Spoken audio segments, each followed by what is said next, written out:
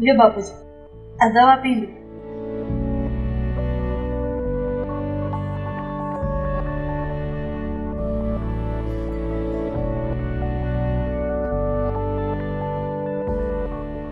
હો બેટા,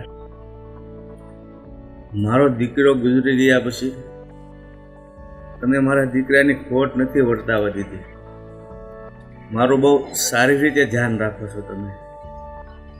બાપુજી, તમે ભલે મારા સસરા રહે, પણ છો તો મારા પપ્પા જેવા જ.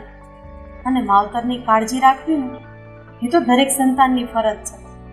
પછી એ દીકરી હોય, દીકરો હોય કે વહુ હોય.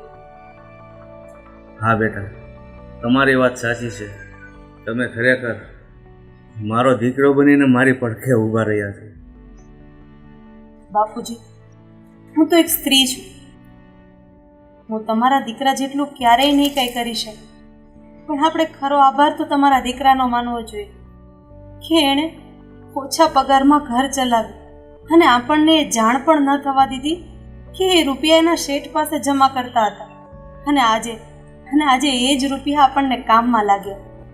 હા બેટા, એ તારી વાત સાચી છે, પણ પહેલાં તમે જાણો તો ખરા એ મોહન શેઠ કોણ છે?